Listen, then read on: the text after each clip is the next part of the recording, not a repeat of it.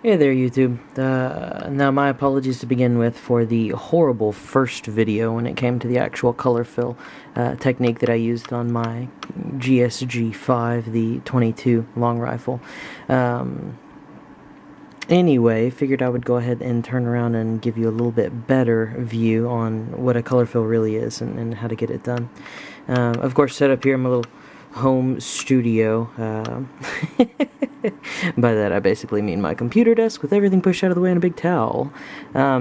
Anyway, so going to be color filling this pistol here, the wonderful, fantastic KelTec PF9. That being said, safety first. Let's go ahead and pick up the weapon, assume that it is loaded, drop the magazine here. Oh, we indeed did have some ammo, so let's see if we had anything in the chamber. Negative, completely empty, so quick visual check of the mag well, see that there's nothing in it, and then turn around and respectively do a secondary check of the actual chamber, see if there's anything in there, and I can confirm for you there is not. Another reason for the video, as you can tell already, the rear sights seem to have shot out one of the color little inserts. Not so much an insert as it was just tape. Paint rather. That being said, we're going to be remedying that here as well. So, I'll be right back once we've got this once we've got this pistol all broken down. Okay, now that everything is nice and broken down, safety check complete, all of our independent bits and pieces are stripped down and accounted for, let's go ahead and move into stage 1, which is cleaning. Enter your thinner degreaser of choice and a nice clean paper towel. Today what we're going to be doing is the actual logo there on the butt of the pistol, the KelTec insignia there. I'm going to go ahead and color fill that red today, make it nice and pretty.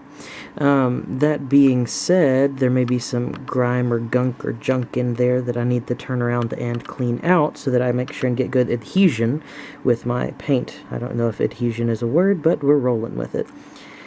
Typically, I would also recommend at this point to do any scuffing that you would want to do.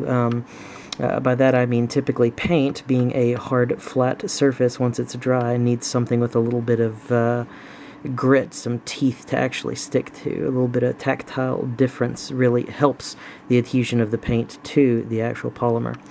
KelTec, however, has already provided us with a beautiful, I'm going to go ahead and call it eggshell pattern. If you want to know what the tactile feel of this plastic is, go get an egg out of your fridge, take a real close look at it. It's that kind of lightly modeled plastic type stuff, which I think will actually lend itself really well to paint adhesion this time around. That being said, if I did not have good adhesion already, or I did not have a good surface already, I would be looking at taking some kind of sandpaper or maybe a small pocket knife and just scuffing inside those lines a little bit to give that paint something to actually grab onto. So, on with the show. Honestly, this is kind of one of those things you want to do 2 or 3 times, little dab will do ya type deal. A little bit on a rag, clean, clean, clean, clean, clean. I do not recommend the wife's nail polish remover or any of those type products, because typically they have some kind of scent to them to make them more pleasant. And while that truly is the fact when your wife, girlfriend, significant other is sitting on the bed next to you doing her nails, not necessarily anything that we want to leave behind on the weapon in the form of a residue.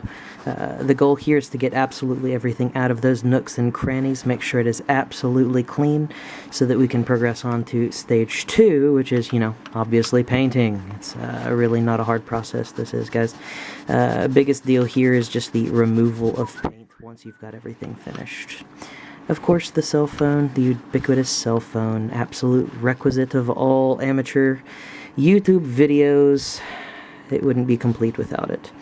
So, I've done that a couple of times on screen. I'll probably do it once or twice more and then turn around and make sure to let the thinner dry off of it very well. I actually, yeah, never mind. I'm actually rambling. That's what's going on. Anyway, do that 3, 4, 5 times. Make sure you've got a good clean non-stick surface or non-grease surface inside the lettering where you plan to actually do your color fill. At that point, take very good care not to actually touch it. There's finger oils and such on your hands that will inhibit adhesion of said paint. So yeah, 3 or 4 run-throughs with your degreaser of choice, cleaner degreaser of choice, and then set it off to let it dry and completely get all of this stuff out of the way. Anyway, back with step 3 when we're ready to start laying some paint. Next stage was obviously adding color. Now that our logo is squeaky clean, everything is good.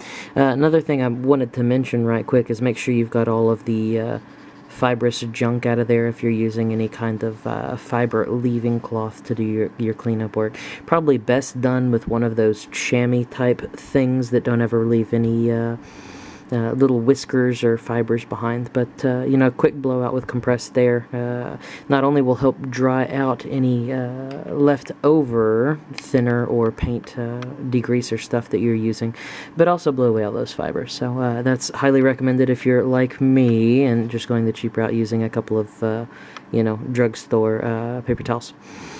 Okay, so just basic stuff here. No real skill needed on this one. Just a pretty decent brush. I think the one I'm using here is a Taklon variety. It is a Craft Smart. I think I picked this up at like Michael's or something. It's not going to focus. We're just going to have to fight with it. Anyway, it's just your generic Taklon variety bristled brush that comes to a nice fine little point here. Anyway, and then, you know, there really is no technique here, just kind of dip and go type thing.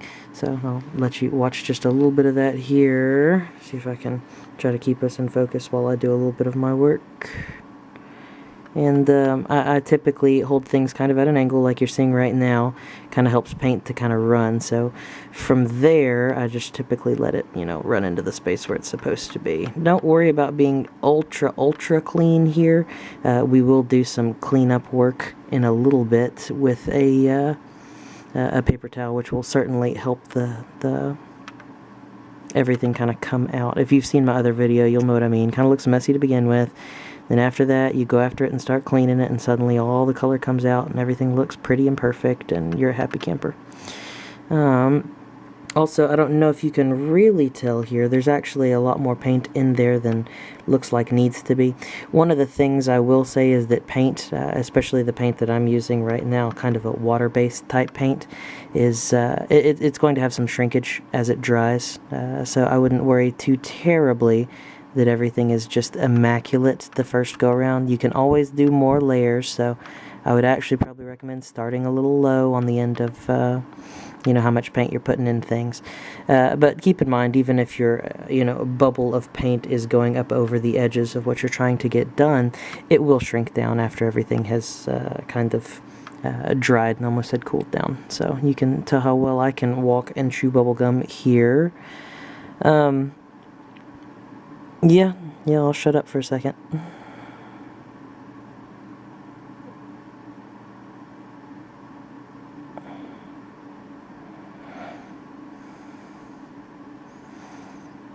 Now, obviously, when I said don't worry about being clean, I wouldn't, you know, just completely truthful. If you have the ability to try to keep things nice and, oh, fantastic, as I speak. Anyway, if you've got the ability to keep things nice and clean, it really will limit your clean up time, which is going to make your life a lot happier.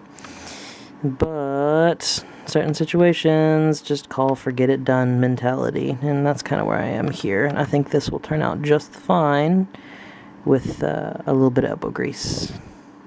Most of the work actually will happen on the back end here as we start the cleanup process. Pardon the thumb.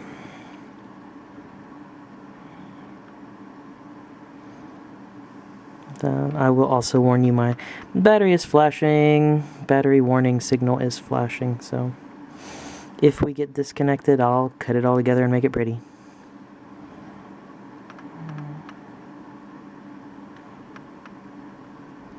That's how I kind of dab it at the top and then drag it in where I want it. Yeah, here I am giving artistic advice to people as my two E's look just absolutely atrocious right now.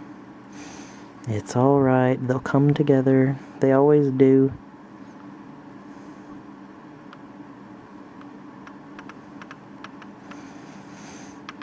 Now, every now and again, if you get too much somewhere, you can always just kind of offload your brush, turn around and lay it down sideways and try to pick some of that stuff up if you feel like you've got too much on there. So just kind of lay it down, pick it up, lay it down, pick it up. Obviously, it works only when it's wet, after it has started curing, after the probably 3-5 minute mark after paint's on there. I wouldn't be messing with the paint too much. I'd just let it cure the way it wants to cure, and then after that we'll go back and, like I said, a little bit of elbow grease will go a long way in this color fill.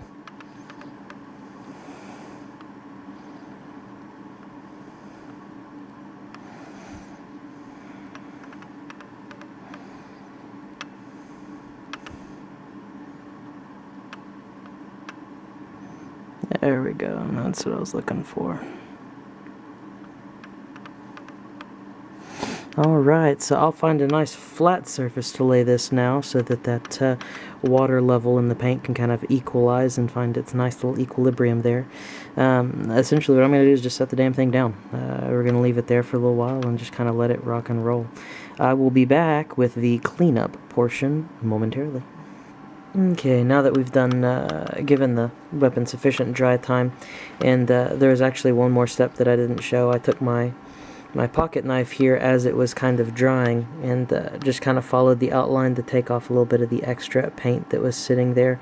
And kind of pull it off, wipe it off with your thumb, and then put it on a, paper towel, whatever. Anyway, now that we've got sufficient dry time, let's see if we can't make this start to pop a little bit by removing some of the paint. Again, we're just going back to our standard thinner, whatever your preferred thinner would be. From there, just a little bit on a paper towel will be just fine. Very lightly rub the surface. You're just trying to break that original seal. Just kind of take a little bit off at a time.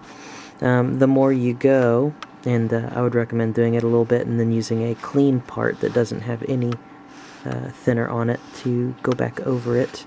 But the more you go, the more it will start to pop. See if I can get us in focus again here.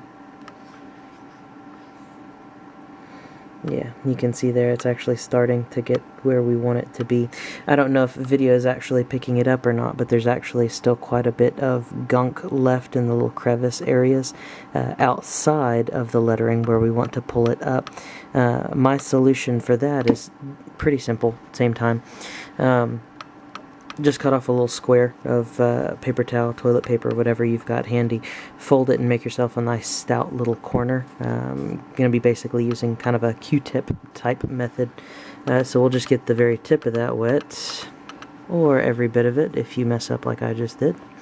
And just kind of gently go around the corners. You can kind of see what I'm doing even though we're not perfectly in focus here. This is where I said all the elbow grease will come in, all the time, all the effort, all of your yada yada. This is also the basically last step. Good idea is always to let the paint fully cure as much as you can between steps. Now, I probably gave this tester's enamel a solid 30-45 minutes to go while you were, through the magic of film, just edited all together. You didn't get to witness that step, but anyway, just going around the corners, kind of gently outlining everything, making sure and doing any cleanup where you had all that extra glob that I showed you earlier.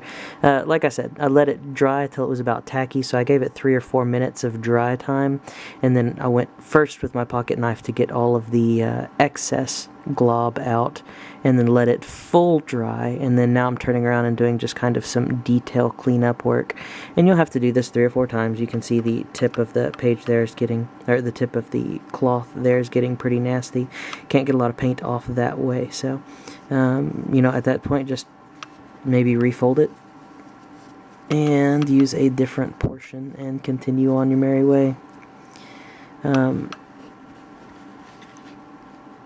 I'll roll in a video that a picture that I took earlier as well, kind of showing the pocket knife pulling junk out and everything, and maybe a picture of where I left it after the pocket knife.